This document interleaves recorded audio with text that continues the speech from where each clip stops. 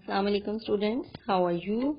I'm your chemistry teacher here with the new topic, and also the message of the month is friendship. So keep on making good friends and always keep on helping your friend. Friendship is a good habit. Okay boys, today our topic is comparison of electrolytic and galvanic cell. Electrolytic and galvanic cell. As I have told you that electrolytic cell consists of one complete cell connected to a battery. Yes, I have told you that there is only a single container, a single cell, two electrodes that are anode and cathode are dipped into the electrolyte, and these two electrodes are connected to a battery. Okay, it contains only single cell. It is called the electrolytic cell. And galvanic cell consists of two half cells connected through a salt bridge. ठीक है, first difference इसका क्या है कि जो electrolytic cell है वो एक सेल पे कंसिस्ट करता है और वो बैटरी के साथ कनेक्ट होता है, जैसे आपने इलेक्ट्रोलिसिस जिसमें हो रही होती है. ठीक है, इलेक्ट्रोलिटिक सेल वो अभी हम इसके एग्जांपल भी पढ़ेंगे, डॉन सेल वगैरह. और जो गैल्वेनिक सेल है उसमें हमने डैनियल सेल पढ़ा है, जिसमें दो हाफ सेल होते हैं, right half cell and left half cell. दोनों में अलग अलग से एक एक इलेक्ट्रोड डिप हुआ होता है और they both are connected through the salt bridge. ये दोनों कनेक्टेड है बैटरी से, ये सॉल्ट ब्रिज से आपस में कनेक्टेड होते हैं, जबकि इनके ऊपर एमीटर या फिर कोई बल्ब लगाया दिया जाता है कि जब इलेक्ट्रिसिटी प्रोड्यूस हो तो पता चले कि ये जो सेल है ये काम कर रहा है, गैल्वेनिक सेल. दूसरा पॉइंट, जो दूसरा डिफरेंस है इनमें, वो है कि anode has positive charge while cathode has negative charge. ये हमने इलेक्ट्रोलिसिस में मैंने आपको पढ़ाया था अभी कि जब इलेक्ट्रोलिटिक सेल की कंस्ट्रक्शन मैंने आपको बताई कि उसमें जो एनोड है उसके ऊपर पॉजिटिव चार्ज होता है, क्योंकि एनोड से इलेक्ट्रॉन निकल के कैथोड की तरफ जाते हैं और फिर ऑटोमेटिकली कैथोड पे नेगेटिव चार्ज आ जाता है. जबकि galvanic cell anode has negative charge while cathode है पॉजिटिव चार्ज. ये कंस्ट्रक्शन आपने दोनों की दोबारा से इसकी देखनी है. ठीक है, जिस तरह मैंने आपको लास्ट आपके लेसन में बताया था, तो आपने अच्छे से इसको ज़हन नशीन कर लेना है कि इन दोनों में मेन डिफरेंस इलेक्ट्रोड के हवाले से क्या है. Number 3, electrical energy is converted into chemical energy. Obviously जब इलेक्ट्रोलिटिक सेल को बैटरी के साथ अटैच किया होता है, वो इसीलिए अटैच किया होता है कि you are gaining electrical energy. और जब इलेक्ट्रिकल एनर्जी पास होती है इलेक्ट्रोलाइट में से, तो इलेक्ट्रोलाइट को डिसोसिएट कर देती है अपने अपने आयंस में. ठीक है, और केमिकल रिएक्शन टेक प्लेस होता है. केमिकल रिएक्शन किसकी वजह से हो रहा है? इलेक्ट्रिसिटी पास करने की वजह से. इसका मतलब है electrical energy is going to be change into chemical energy. ठीक है, एनर्जी आपको पता है can neither be created not destroyed, but it can change from one form to another form. यहाँ पे क्या होता है boys, electrical energy changes to chemical energy. Okay, और जबकि गैल्वेनिक सेल में उसका उलट होता है, ऑपोजिट होता है उसका, कि उसमें, क्योंकि ये आपको पता है ये स्पॉन्टेनियस रिएक्शन होते हैं, तो इसमें केमिकल रिएक्शन पहले होता है और वो क्या होता है, वो कन्वर्ट होता है, केमिकल एनर्जी कन्वर्ट होती है इलेक्ट्रिकल एनर्जी में. ठीक है, इलेक्ट्रिसिटी प्रोड्यूस होती है. इसीलिए ये जो गैल्वेनिक सेल या ड्राई सेल होते हैं, इनको आप खिलौनों में, वॉच में इस तरह आप यूज करते हैं ताकि आपको इलेक्ट्रिसिटी मिल सके. उसके बाद लास्ट डिफरेंस इनमें ये है कि current is used for a non spontaneous chemical reaction to take place. Obviously जब आप इलेक्ट्रोकेमिकल सेल को बैटरी के साथ अटैच करते हैं तो इलेक्ट्रिसिटी आती है, और वो इलेक्ट्रिसिटी कहाँ यूज होती है? वो यूज होती है केमिकल रिएक्शन करने के लिए, ठीक है। Chemical non spontaneous chemical reaction वो होता है जो खुद ब खुद ना हो, उस रिएक्शन को प्रोसीड करने के लिए आपको कोई ना कोई एक्सटर्नल एजेंट देना पड़े, और यहाँ पे एक्सटर्नल एजेंट क्या है, करंट है। जबकि जो गैल्वेनिक सेल है उसमें redox reaction takes place spontaneously, उसमें खुद ब खुद रिएक्शन होता है, ठीक है। जैसे आप इलेक्ट्रोड डिप करते हैं तो खुद ब खुद ऑक्सीडेशन रिडक्शन शुरू हो जाती है, इलेक्ट्रॉन लूज होना शुरू हो जाते हैं, एक्सचेंज होना शुरू हो जाते हैं सॉल्ट ब्रिज से एक जगह से दूसरी जगह, तो करंट प्रोड्यूस होता है। और वो करंट जो है वो सेल में मुख्तलिफ फॉर्म में यूज होता है, कैलकुलेटर में यूज होता है, बल्ब जला सकते हैं, खिलौने चला सकते हैं, घड़ियां चला सकते हैं। There are different usages of that electrical current. अब ये तो था difference between electrolytic and galvanic cell. Sometime ऐसा भी होता है कि बोर्ड में पूरे 4 नंबर का क्वेश्चन लॉन्ग में आ जाता है कि what is the difference between electrolytic and galvanic cell, तो उसके लिए आपने हमेशा इसको कॉलम बना के डिफ्रेंशिएट करना होता है, ठीक है। एक लाइन लगाएं दरमियान में और दोनों तरफ जो है वो उसको डिफ्रेंशिएट करें with different points.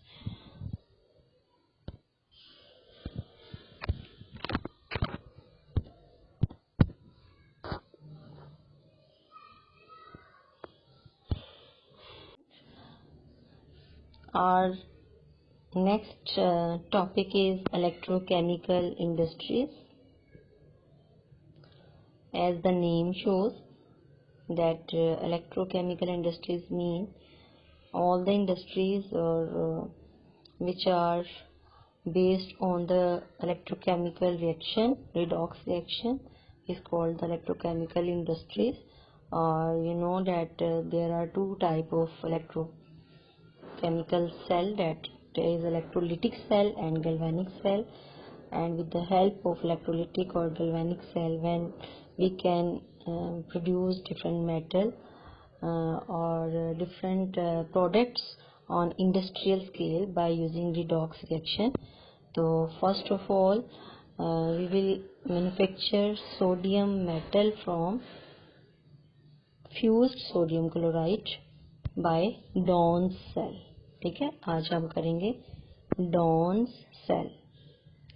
Dons cell क्या है, that is a cell, electrolytic cell है ये, और इसमें आपको पता है इलेक्ट्रोलिटिक सेल की आपको मैंने कंस्ट्रक्शन और वर्किंग भी बताई थी, और उसमें मैंने आपको फ्यूज सोडियम क्लोराइड की जो है वो इलेक्ट्रोलिसिस बताई थी सबसे पहले, जिसमें सोडियम और क्लोरीन गैस बने थे, सोडियम मेटल और क्लोरीन गैस बने थे इलेक्ट्रोलिटिक एक सिंपल से सेल में। लेकिन ये भी इलेक्ट्रोलिटिक सेल है बट ये इतना सिंपल नहीं है, ये इंडस्ट्रियल लेवल पे सोडियम मेटल को तैयार करने के लिए यूज होता है। तो ऑब्वियसली ये काम बीकर में या छोटे से कंटेनर में नहीं होता, ये बहुत बड़ी हैवी इंडस्ट्रीज लगती हैं जिसमें फिर टनों के हिसाब से जो है वो सोडियम मेटल प्रोड्यूस किया जाता है। तो ये जिसने ये सेल बनाया था वो साइंटिस्ट डॉन था, सो इट्स डॉन सेल। उसने ये सेल किस तरह से बनाया था, सबसे पहले हम इसकी कंस्ट्रक्शन देखेंगे। We will see the construction of Dawn cell hair.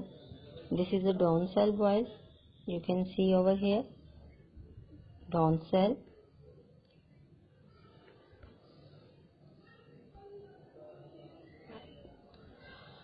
इसकी कंस्ट्रक्शन शुरू करते हैं जी, देखते हैं किस तरह से बना हुआ है। ये एक बहुत बड़ी फर्नेस है, ठीक है, ये एक सेल नहीं है, इट्स अ फर्नेस, और इसमें टनों के हिसाब से जो है वो सोडियम मेटल क्रिएट होता है फ्यूज्ड सोडियम क्लोराइड से। सबसे पहले आपको पता चले कि फ्यूज्ड सोडियम क्लोराइड क्या होता है। Fused sodium chloride mean molten sodium chloride, molten, ठीक है। मोल्टन का क्या मतलब है, पिघला हुआ है, NaCl को मेल्ट किया हुआ है। अब फ्यूज्ड सोडियम क्लोराइड को, ये सेल बिल्कुल बंद है, इसकी कंस्ट्रक्शन देखिए, ये सेल बिल्कुल बंद है, ठीक है। इसमें ये पूरा सेल है, ठीक है, दिस इज अ सेल। एक बहुत बड़ी फर्नेस लगा लें, उसमें ये बाहर एक एग्जिट है छोटी सी, ठीक है। अब पहले तो आपने सेल देखा, उसके सेंटर में, बिल्कुल सेल के सेंटर में कार्बन का एनोड फिक्स किया गया है। ये जिसको मैं हाईलाइट कर रही हूँ, ये जो है ये एक एनोड है, देखिए एनोड है, और ये कार्बन से बना हुआ है, ठीक है।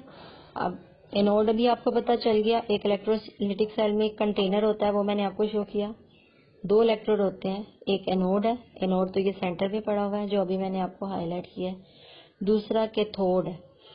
तो कैथोड जो है ना, इस एनोड के चारों तरफ कैथोड है, इस एनोड के चारों तरफ कैथोड है। अभी वो यहाँ इसको यूं जाहिर कर रहा है, ठीक है। और ये जो एनोड है ना, इसके ऊपर ये एक इन्वर्टेड जैसे फनल होती है ना, शीशे की फनल, वो इसके ऊपर उल्टी रखी हुई है फनल की तरह। मीन ये आपका एनोड है सेंटर में, और आपने कभी कुप्पी देखी है जिससे तेल वगैरह जो है वो किसी बोतल में डालते हैं, जिसे इंग्लिश में हम फनल कहते हैं।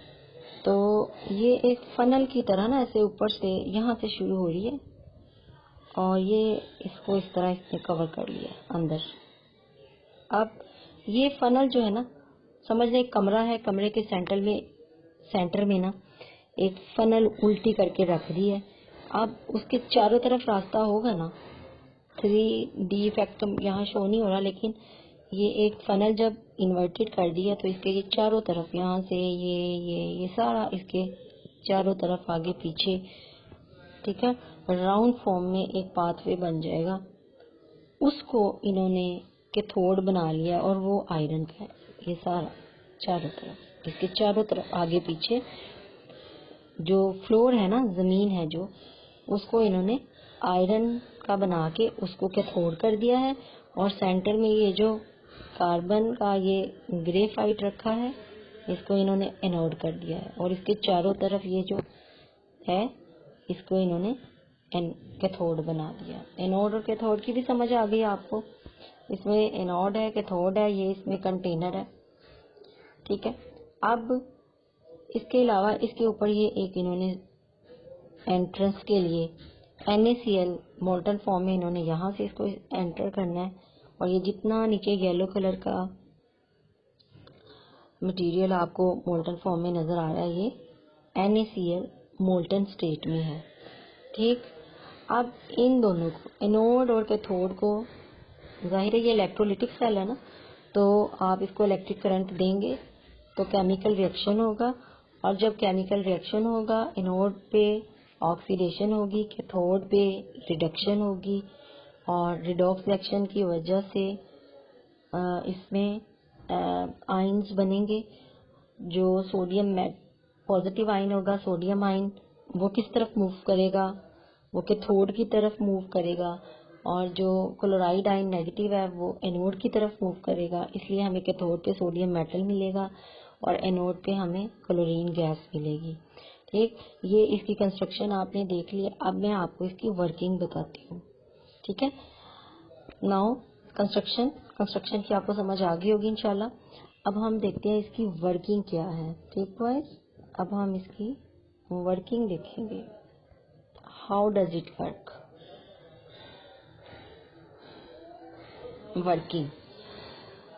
वर्किंग में क्या होता है जी, सबसे पहले मोल्टन या फ्यूज्ड सोडियम क्लोराइड को यहाँ से एंटर किया जाता है।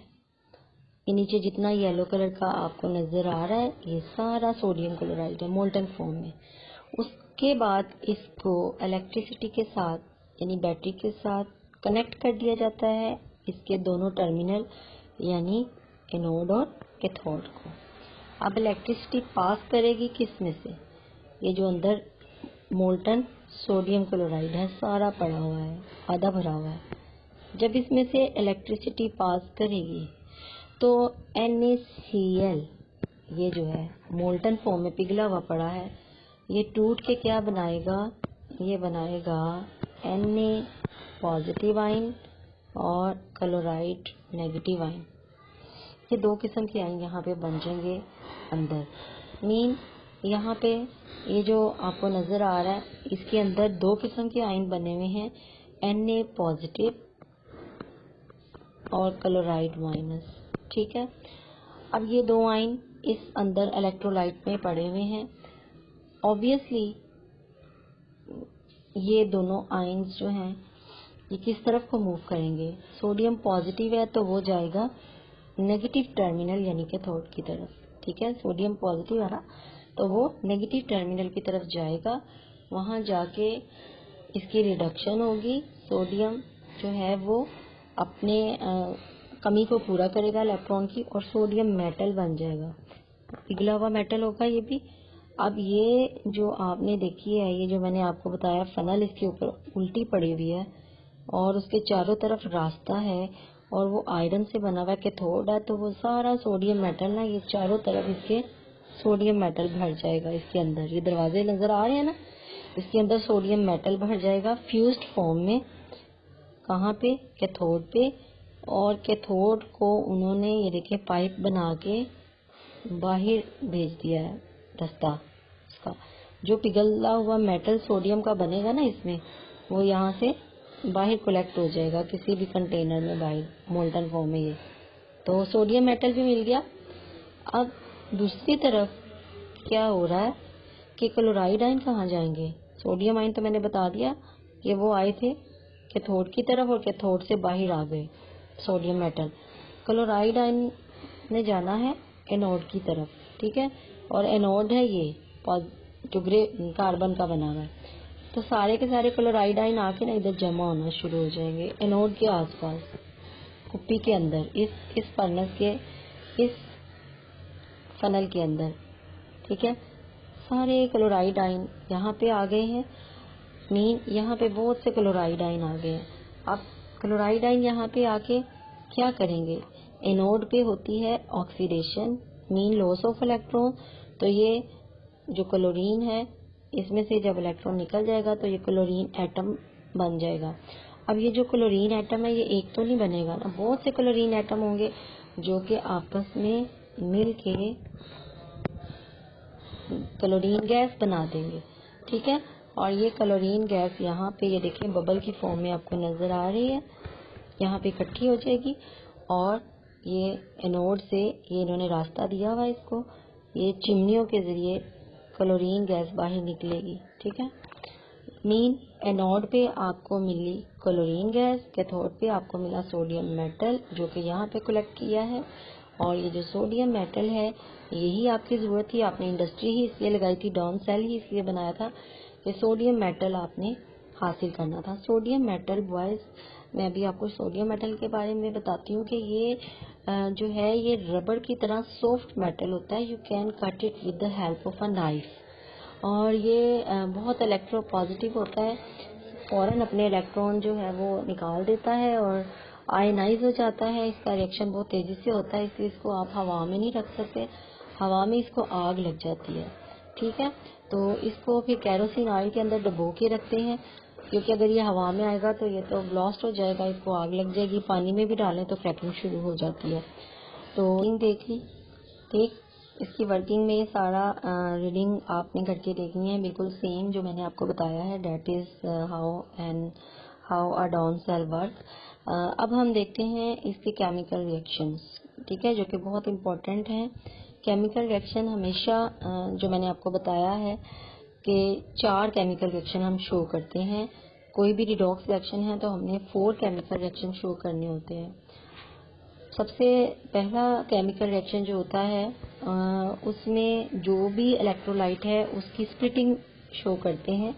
जैसे यहाँ पे आपने NaCl डाला था मोल्टन फॉर्म में, तो मोल्टन NaCl जो है सबसे पहले रिएक्शन में यहाँ आयनाइज हो जाता है और आयनाइज होके ये क्या बनाता है, ये एक सोडियम आयन, 2 NaCl है तो 2 सोडियम आयन और 2 क्लोराइड आयन आपको शो होंगे।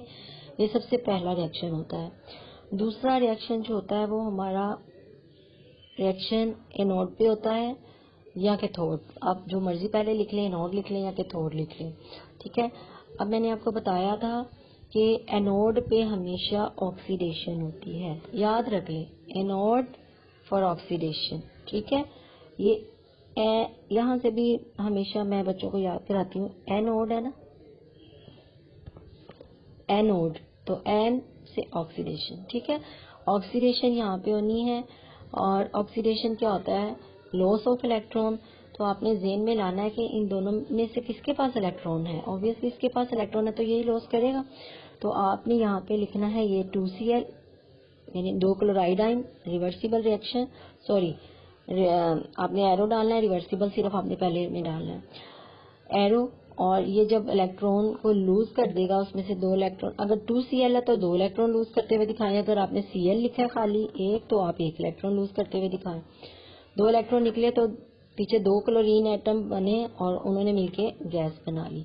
यानी आपको एनोड पे क्या मिल रहा है, एनोड पे आपको क्लोरीन गैस मिल रही है, जैसे मैंने अभी आपको वर्किंग में बताया, जो ऊपर चिमनी से निकल रही है एनोड से। ठीक है, अब आप नेक्स्ट देखिए गाइस, यहाँ पे आप देखिए रिएक्शन एट कैथोड। पहले हमने एनोड का रिएक्शन देखा, अब हम कैथोड पे रिएक्शन देखेंगे। कैथोड में आप अपने ज़हन में वही वाला पहला वाला रिएक्शन लेके आए जिसमें NaCl टूटा था 2Na में और 2Cl माइनस में। ठीक है, Cl माइनस जो था वो तो चला गया आपका उस साइड पे, कहाँ पे, एनोड पे। अब आपने देखना है कि सोडियम मेटल किधर जाता है, तो सोडियम मेटल जो है वो 2 इलेक्ट्रॉन गेन करेगा और उसके बाद वो सोडियम मेटल बनाएगा। यहाँ पे आप देख सकते हैं गेन ऑफ इलेक्ट्रॉन हो रहा है, सोडियम मेटल 2 इलेक्ट्रॉन गेन कर रहा है, मीन यहाँ पे रिडक्शन हो रही है और ये बना रहा है सोडियम मेटल।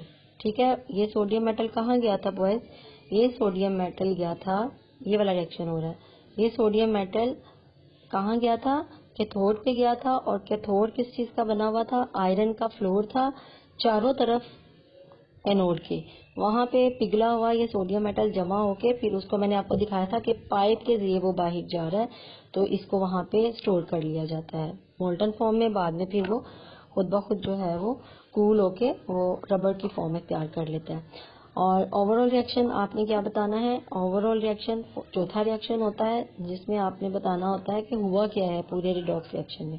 तो पूरे रिडॉक्स रिएक्शन में आपने फ्यूज्ड NaCl डाला और उसके रिजल्ट में आपके पास एनोड के ऊपर क्लोरीन गैस और कैथोड के ऊपर आपके पास सोडियम मेटल आया। तो ये बॉयज आज का आपका डॉन सेल है जिसकी हेल्प से आपने सोडियम मेटल प्रोड्यूस किया है और ये कमर्शियल लेवल पे है और ये टनों के हिसाब से प्रोड्यूस होता है, इसकी इंडस्ट्रीज लगती हैं। आज के लिए आपका इतना ही है।